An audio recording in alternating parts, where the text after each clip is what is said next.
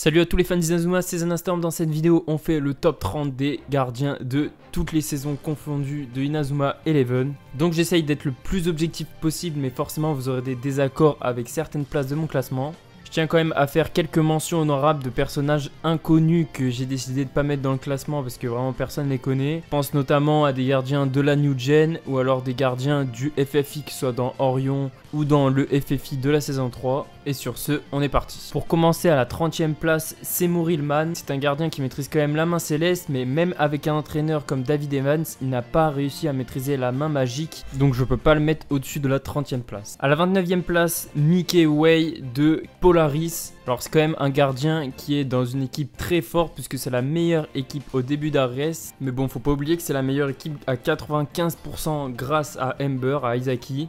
Et même s'il fait de beaux arrêts, je peux pas le mettre plus haut. À la 28e place, je vais mettre JP Lapin. Alors c'est un gardien qui était prévenu à un grand avenir, mais j'aime pas du tout son mental. Il passe beaucoup de temps à râler, à douter de lui. Des fois il a même séché l'entraînement de Ju-Sharp. Et même quand il arrive à débloquer son armure, il se prend quand même beaucoup de buts dans Chronostone. Et il n'est même pas choisi dans la sélection japonaise dans Galaxy. Donc je le mettrai pas plus haut dans ce classement. À la 27e place, Darren Lachance. Donc c'est quand même un gardien qui a été monstrueux quand on l'a vu pour la première fois. Il maîtrisait la main céleste seulement en l'ayant vu à la télé. Il arrive à maîtriser la main magique en peu de temps, donc c'est quand même incroyable. Mais après, il a clairement eu une baisse de régime. Et dans le tournoi international, il s'est fait exploser contre les Dragons de Feu. Et après, contre l'Argentine, il s'est quand même pris des buts contre une équipe qui est surtout forte en défense et qui a pas un jeu d'attaque extraordinaire, donc je peux pas le mettre plus haut. À la 26e place, Joseph King. Donc c'est un gardien quand même assez fort parce qu'il est à la Royal Academy et l'équipe a gagné pendant 40 ans, même s'il y a eu quand même des manigances de Red Arc. C'est un gardien quand même assez fort mais un peu oublié. Je pense qu'il aurait dû se faire sélectionner dans l'équipe japonaise. Après il manque un peu de technique puissante parce que le bouclier d'énergie totale, ça fait pas vraiment le taf. Après la morsure sauvage, mais ça c'est une technique interdite, il peut pas la faire. La muraille infinie, c'est un peu spécial, c'est à 3, donc c'est compliqué de la réaliser. À la 25e place, Lars Lucéafar de Ogre. Donc on voit qu'il est surpuissant clairement dans Ogre, mais je vais le mettre quand même assez bas dans le classement. Donc faut pas oublier qu'il joue contre Raymond de la saison 1, même s'il y a des joueurs comme Paolo, etc. Et il arrive à arrêter leurs frappes. Les frappes qu'il arrive à arrêter, c'est à l'aide de 2 défenseurs, donc c'est pas négligeable, c'est à 3 quand même. Et après les arrêts qu'il fait, c'est contre des frappes d'Axel avec son brasier absolu, mais c'est Axel de la saison 1, donc qui est pas très puissant.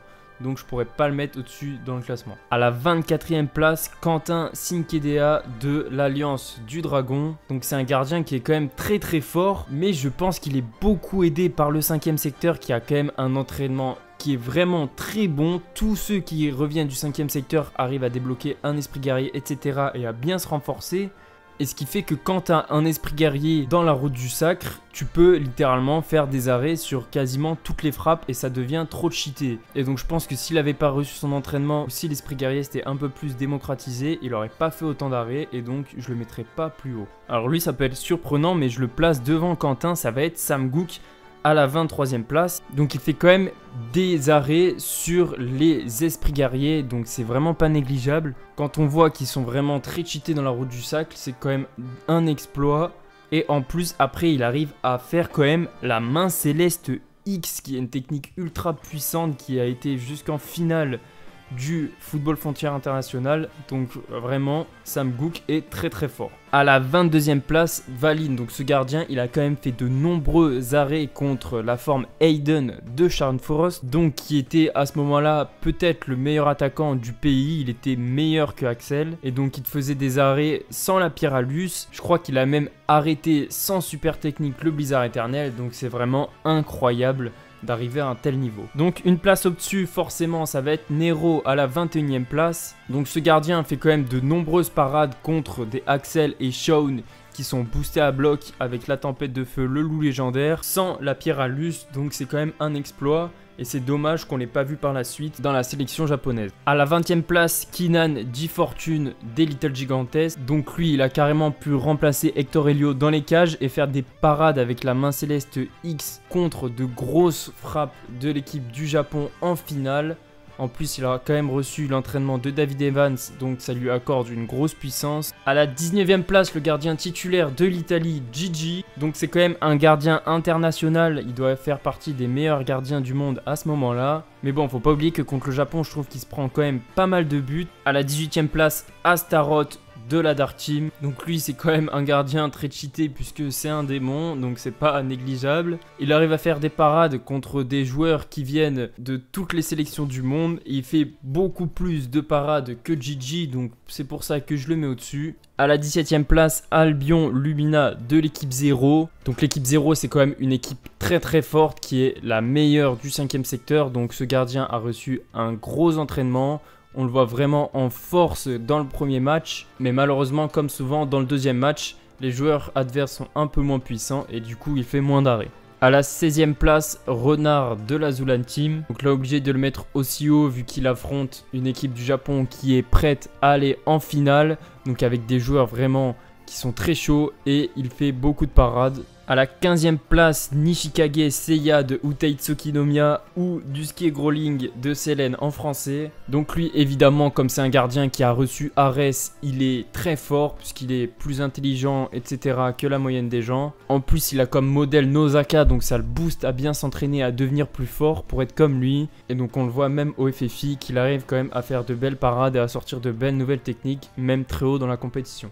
À la 14e place, elle est un peu plus forte que Nishikage, ça va être Norika Umihara ou Sandra Fischer en français, Gina Kuniremon. Et dans Orion, elle est revenue en force et elle a été meilleure que Nishikage. Et j'ai vraiment été impressionné par son niveau dans Orion. À la 13e place, Hôtel du protocole Omega. Donc lui, c'est vraiment le gardien sous-coté par excellence puisqu'il n'a pas d'esprit guerrier. Et pourtant, il va te faire des parades contre des armures d'esprit guerrier. C'est vraiment n'importe quoi. C'est vraiment un gardien trop fort. À la 12e place, Phobos Khazar. Donc c'est quand même le gardien de la meilleure équipe de l'univers, on peut dire. Puisqu'il fait partie de l'équipe de l'Armada XR dans Galaxy. Mais je voulais pas le mettre plus haut parce que Galaxy, c'est quand même une saison assez bizarre. Le contexte est bizarre et je pouvais pas mettre ce gardien plus haut. À la 11e place, il fait partie de Zanark Domination, c'est Eka. Donc lui, c'est un joueur qui a fui la meilleure prison de Eldorado. Donc c'est pour vous dire. En plus, Zanark l'a quand même sélectionné pour être dans son équipe. Et encore une fois, comme Hôtel, il a pas d'esprit guerrier et il arrive quand même à faire des parades contre des armures. À la 10e place, Lotus de Rose du Désespoir. Et le gardien est fort comme son équipe qui, je crois, a un peu les mêmes super pouvoirs que Flora. À la 9e place, Alonso Fibiano de l'équipe d'Espagne. Donc ce gardien m'a vraiment impressionné parce que en face à face, si tu le tires dessus, c'est presque impossible de marquer à part si tu as vraiment une frappe exceptionnelle. Et donc il faut des stratagèmes pour réussir à l'éviter avec ton tir. Donc il faut élaborer des stratégies en plus de faire une frappe, donc c'est vraiment très compliqué de marquer. À la 8e place, VY de l'équipe d'excellence qui a été faite par Eldorado, donc des androïdes qui ont vraiment été bien programmés. Je me suis même demandé si c'était possible de marquer contre ce gardien au début, tellement il est fort, donc il mérite vraiment sa 8e place. À la 7e place, Hippos Colt de l'équipe Rania, donc évidemment un gardien qui a des pouvoirs supplémentaires, même s'il les utilise pas, il a quand même une puissance accrue par rapport aux simples humains, donc il fait quand même de belles parades, même s'il se fait un peu mitrailler avec Zanark et les autres équipes qui utilisent des Miximats, etc. Il arrive quand même à pas mal se débrouiller, donc chapeau. À la 6e place, Procyon de Shadow of Orion. Donc lui, il s'est pris des chaînes de tir dans tous les sens. Et donc il a quand même pas mal pris de buts, mais j'aurais bien aimé le voir dans un match normal. Je pense qu'il se serait pris 0 but. Quand je l'ai vu, je me suis dit waouh, il est vraiment cheaté parce qu'il se prenait des chaînes de 4 tirs. Et ça veut dire quoi? Que s'il se prenait des chaînes de 3 tirs, il les aurait arrêtés. Enfin, c'est impressionnant comme il est monstrueux. À la 5e place, Terry Archibald de la sélection japonaise dans Galaxy. Donc lui, il vient juste d'arrêter le basket, il se met au foot et je crois au 2e ou 3e match, il sort sa première super technique, déjà c'est impressionnant. Et il arrive comme ça à être titulaire sur un tournoi dans tout l'univers alors qu'il vient à peine de commencer le foot et en plus des fois il te fait des arrêts et tu comprends pas, ils sont vraiment trop cheatés. Et il a un mental vraiment en acier, il passe ses journées à s'entraîner alors que tous ceux qui ne faisaient pas de foot veulent pas s'entraîner, lui il est là, il charbonne. À la 4e place, la légende Meka Mark. Alors lui, qu'est-ce qui m'a impressionné dans Chronostone? Il a fait des arrêts contre Mer et Giris, joueurs de la nouvelle génération, donc c'est pas rien. Il ne s'est pris aucun but contre eux, il a fait le taf. Il a vraiment été impressionnant, je crois que c'était le meilleur gardien de tout le tournoi. À la 3e place, Hector Elio des Little Gigantes, donc forcément un gardien entraîné par David Evans qui a beaucoup impressionné dans la finale. Mais bon, je préfère quand même rappeler que comme c'est une finale, il fallait impressionner les téléspectateurs, donc faire une équipe adverse vraiment trop cheatée pour faire semblant que la finale était impossible. Donc sur ce point, je pense que ses pouvoirs ont été améliorés le temps d'un match. Ensuite, faut pas oublier non plus que à la base, c'était le pire joueur de son équipe, d'une équipe sélectionnée au hasard. Donc il avait aucun talent et c'est en grande partie grâce à David Evans qu'il est devenu ce qu'il est, même s'il a quand même travaillé. Donc même s'il est très très fort et qu'il fait de sales parades, il ne peut pas être au-dessus de la 3e place. À la 2e place, il était obligé d'être dans ce classement. Mark Evans, alors lui, niveau mental, c'est vraiment le meilleur. Il passe ses journées à s'entraîner, il ne lâche jamais rien, c'est un moteur pour son équipe. Il te sort des techniques du chapeau, il arrive à créer des super techniques en plein match, à les améliorer, comme son match contre l'Espagne. Il demande juste à Nishikage comment il a fait sa technique et lui il fait pareil en faisant une fusion avec sa propre technique. Enfin, c'est impressionnant la puissance de ce gardien qui mérite d'être presque dans le top du classement. Et à la 1re place, il va me falloir un bon gardien pour être devant Hector Elio et Mark Evans. Et oui, je l'ai, c'est David Evans, donc le grand-père de Mark. Alors on le sait très bien que c'était un monstre. C'est lui qui a appris à Mark toutes ses techniques à l'aide du cahier. Il a appris tout seul qu'il fallait concentrer sa force dans les jambes, comment s'entraîner le plus efficacement.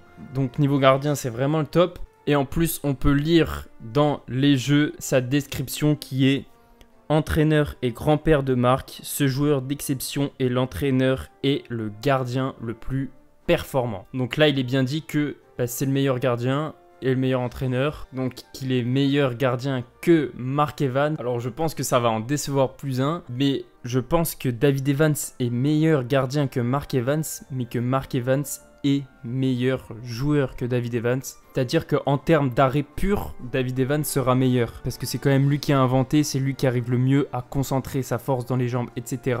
Mais par contre, Mark Evans a un talent pour ne pas lâcher et pour motiver son équipe qui est supérieur à David Evans. Et donc je pense que c'est plus bénéfique pour une équipe d'avoir Mark que d'avoir David, même si David est meilleur en arrêt pur. Sur ce, j'espère que la vidéo vous aura plu. On se donne rendez-vous samedi prochain pour une nouvelle vidéo sur Inazuma Eleven. Et puis sur ce les gars, on se dit ciao.